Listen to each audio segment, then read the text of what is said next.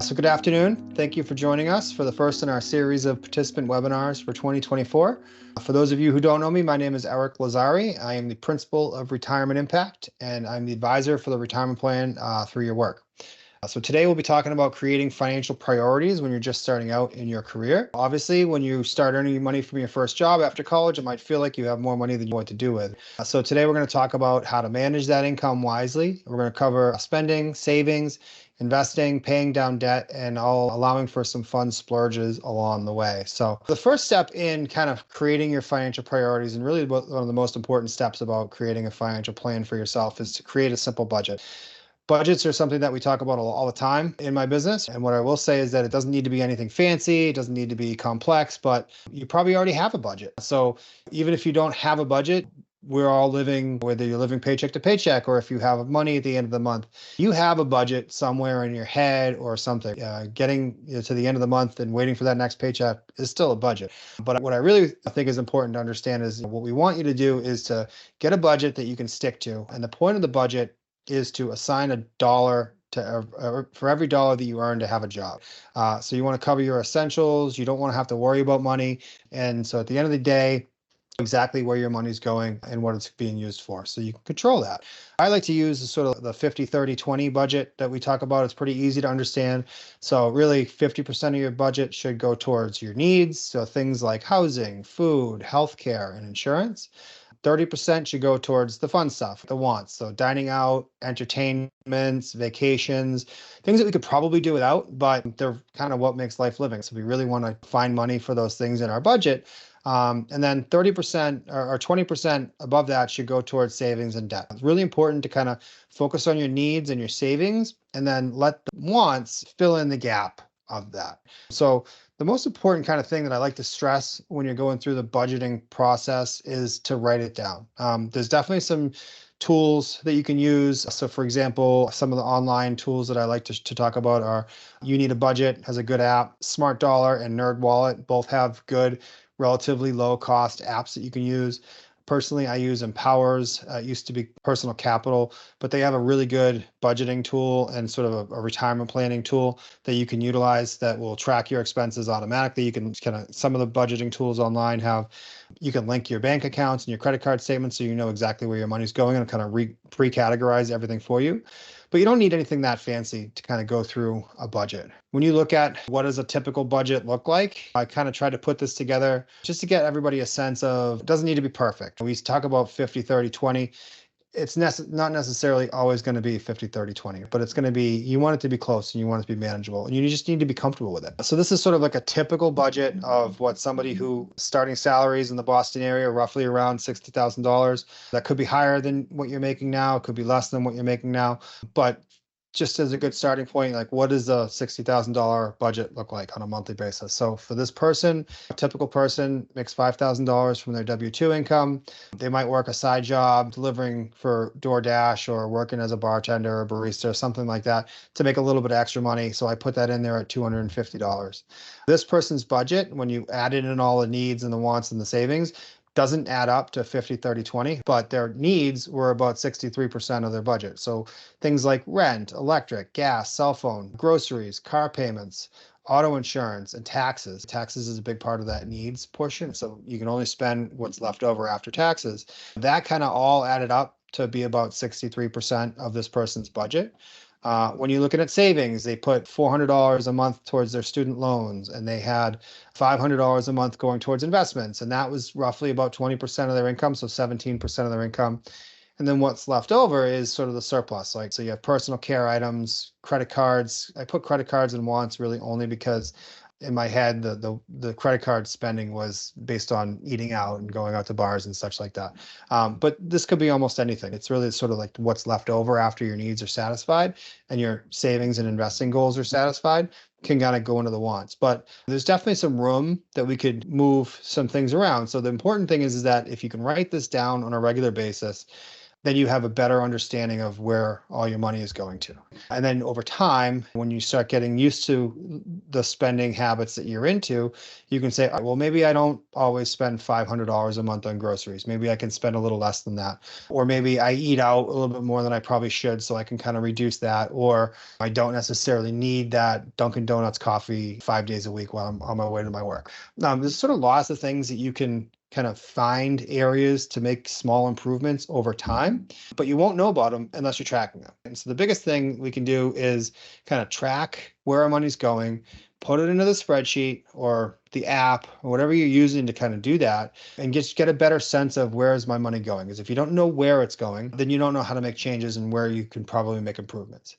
If you find that your needs are 60%, your savings are only 5%, and your wants are another 40%, you're going 105% over every month. Obviously, we need to start working on our wants and prioritizing those. The needs are hard to prioritize. You can move and change your apartment, maybe get another roommate, reduce your expenses there. But sometimes these needs are what they are. And obviously, everything's getting a lot more expensive these days. But if you don't track and put these things into some sort of app or some sort of spreadsheet, you're not going to know where your money's going. So it really is kind of important to get a sense on what your budget is today and what you'd like it to look like, and then work on ways that you can kind of get there through incremental change and small changes here and there, but they do add up. And again, tracking it's the most important key, right? So that's the first kind of step along your way. The next thing I really think, once you have kind of your budget under consideration, under control, I should say, the best thing that I can kind of do is, how do you prioritize what's next, right? Where do you start? You get your first job and you don't have any idea. You have your benefits, your HR department saying you need to join the 401k plan, or we have all these different benefits that you can put money towards. I like to say kind of sort of start small and then graduate. And so you just graduated college, just graduate from one step to the next. And so I like to put these things in order. So the first thing that I like to see people do when they first kind of get their first job is to immediately start to save for emergencies. I want everybody to start with $500 to $1,000 in a savings account that's not tied to their bank. Maybe get a Capital One account or a brokerage account that you can just put cash into. You're going to earn a little bit of interest, but that's not really the point. The point is to get this money out of your bank account so that you're not using it as part of your budget. And so I think there's a stat that I've been hearing about a lot that says about 40% of people in America can't afford $1,000 expense if it were to come up. That's the first thing that I think everybody should have. You should have that $500 set aside. You don't touch it on a monthly basis. It's there in case you need it. Car breaks down, you have to help a family member through something, but really it's there for emergencies, right? That's sort of the first thing. The next thing that I think is really important to do is join your 401k plan and get up to the match. So if you have a match that's offered in your 401k plan, and it says, let's say it's, they're going to give you 4% if you put 5% of your pay in. Put in as much as you can afford up to that 5% or whatever the full amount of the match is, and get that free money. Don't go beyond that in the beginning, right, when you're just starting out, but get the full amount of the match, because if you're not doing that, then you're basically throwing money away. Take advantage of that free money. Get started earlier. We're going to talk a little bit about investing in the next slide, but essentially the earlier you can start to invest, the more money you're going to have in retirement. And especially if you can take advantage of getting that free money in the form of the match from your 401k or 403b, your retirement plan through work. That's the biggest thing. But you don't need to max out. You don't need to go to 10% if the match is only up to 5%. Get the match, and then we can start working on paying off debt. Then you have different types of debt. So you have student loans, personal loans, you might have credit card debt, car debt, things like that. Probably don't have a mortgage at this point, but we want to take an inventory of what your debt is and start to pay off that high interest debt. So if you do have credit card debt from college or from being unemployed after college or something like that, that's when we want to start to work on getting that paid off. Think about it this way. If you have a 20% credit card debt, which is actually probably pretty low now. But if you have a 20% credit card debt and you don't pay it off, then that's going to grow at 20%. But if you do pay it off, it's like you earned 20%. So don't put that into savings or don't put that into the 401k plan, because you're not probably going to earn 20% in the savings or a 401k plan. So you want to start paying off that high interest debt and then don't use it again. So if it is a credit card, don't use that credit card, or if you're using that credit card, pay it off every month. We'll talk about that also, but pay off the carried interest. You want to pay that off as soon as possible. Start from the highest and go down the bottom. Some people have another idea. I think Dave Ramsey talks about the snowball effect of paying off the smallest balances first. Whatever works for you. Figure out what your high interest credit card debt or high interest personal loan debt is and start to pay that off. Because if you can pay off like I say, if you pay off a 20% debt, it's like you're earning 20% on that money instead. Once you have a better handle on kind of your debt structure, you have some light at the end of the tunnel on that. You're not paying monthly on high interest credit cards and such. This is when I want to see people build back up their emergency savings to have 3 to 6 months of savings. Start with 3, try and work your way up to 6 months of emergency savings in some sort of interest bearing account, like cash. You don't need to be investing this money, but really it's 3 to 6 months of savings. This is if you were to lose your job, if you were to get really sick and you can't work and you lose your income for a couple months, you don't need to make drastic changes to your life. That's what that 3 to 6 months emergency savings is. From there, now you're sort of working on the hierarchy of wants versus needs, and now you can start to think about longer term things. You can start to think about retirement. So go back into your 401k plan, get up to 15%. If you can get to 15% in your 401k plan, or 403b, I should say, in your 20s, and you stay there for the rest of your working career, you're not going to have to really worry about retirement. That's going to be taken care of. The more that you can put into there, and really the magic number is that 15% between what you're putting in and what the employer is putting in for you. If you can get to that 15%, that's a great place to get to. You don't necessarily need to worry about maxing it out. But if you stay at that 15%, now you can start thinking about immediate savings needs. And then from there, you can go to a brokerage account. So brokerage accounts, sort of like that last resort. These are things like Fidelity trading accounts, E-Trade trading accounts, Robinhood accounts.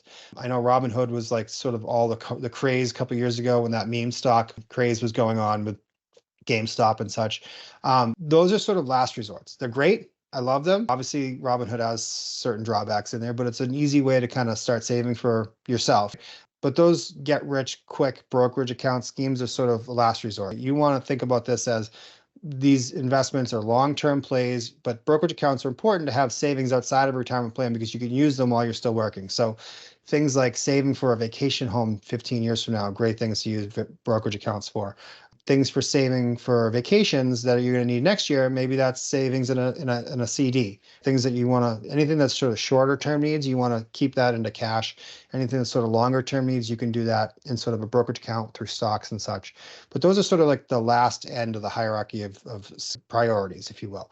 So again, get your foundation set with a good emergency savings account. From there, move on up to your 401k plan where you're maximizing the match. From there, get your debt under control. Once your debt's under control, get a little bit more emergency savings before you start to get to a good level of saving in your retirement plan. And then you can start focusing on your more wealth building brokerage accounts, things like that are more for immediate wealth.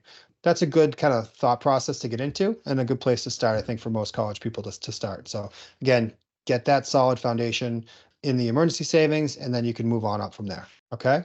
So once you start to get involved in the retirement plan, this is a really good thing to happen. The earlier you can get an understanding on how savings works, how investing works, the better. And so investing isn't just about stocks. So you start with your retirement accounts like your 401k, your Roth IRA.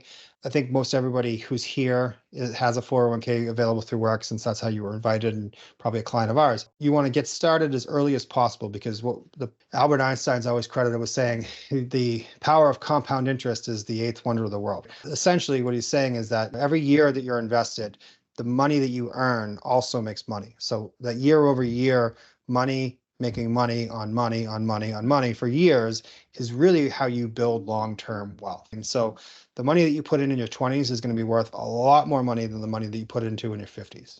So start early and get as much in there as your budget can allow. And then if you don't know anything about stocks and bonds, typically most of our plans have what we call target date funds. They're allocation funds that are going to buy a little bit of bonds, a little bit of equities, probably mostly equities for people in this category, right, who are younger career people. they're going to automatically take less risk as you get closer to retirement. So it's sort of the easiest solution. They're managed professionally, so you don't have to worry about picking individual stocks or allocating your investments among large cap, small cap, diversified emerging markets, things like that, that most people in their 20s don't know a lot about.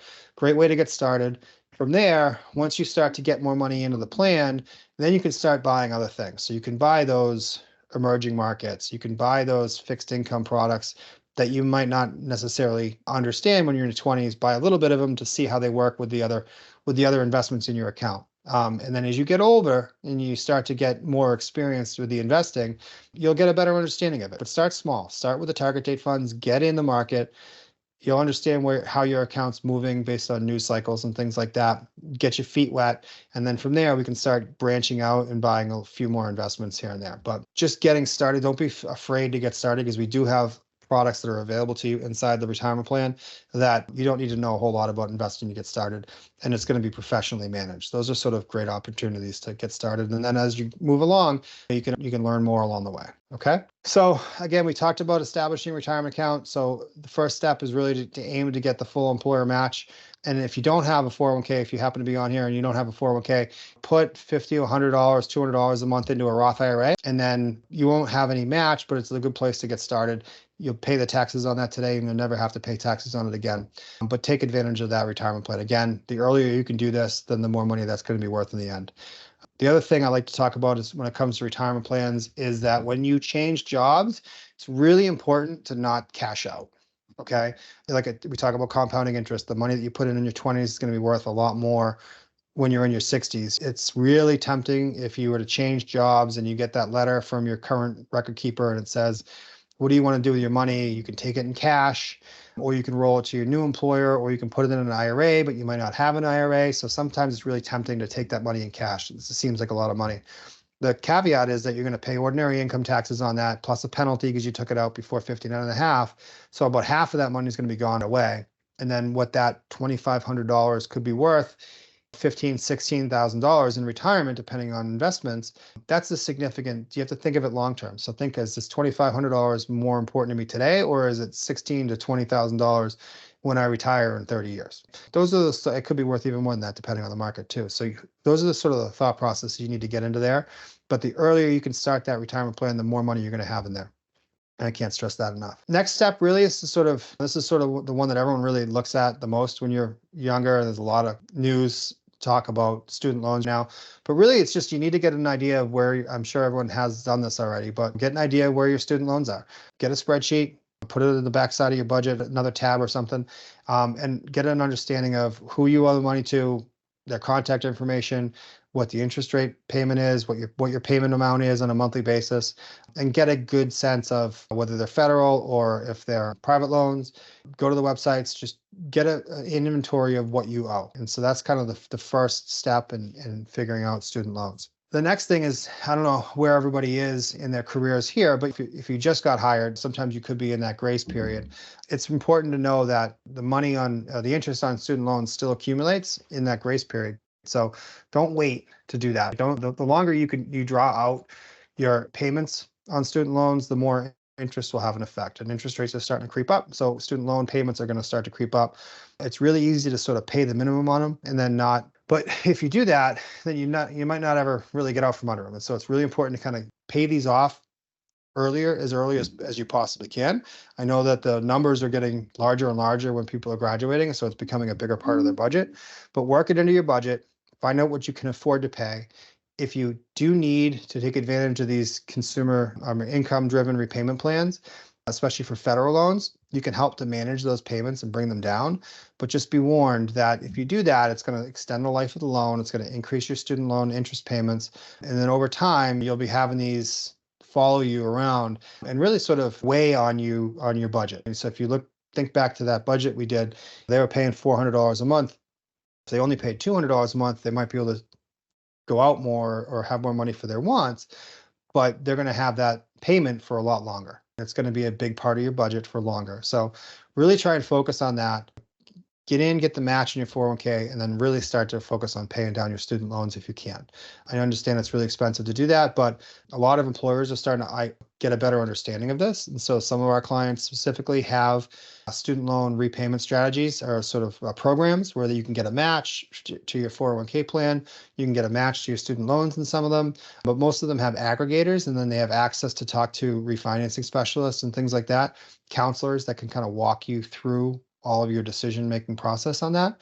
But it's important to kind of get the student loan debt under consideration, that's what I'm looking for, under control. You want to try and get that student loan payment under control, but understand that you can't put this off forever. There's been a lot of talk about forgiveness, things like that in the news. Really, I think for the most of the participants or most of the people we talk to, you're going to have this debt. It's important to kind of get a good handle on it and start to pay off as soon as possible. But when we think about credit in general, as a young person, I'm sure that we all walked in. I know when I was in college, long time ago, they were doing it then, so I'm sure they're still doing it now. But you go through the student union and there's somebody trying to get you into they used to be the Discover card, but I'm sure there's credit card applications all over college campuses these days. Some of us might not have made the greatest decisions on credit when we were in college. A lot of expenses, not a lot of income period of our life.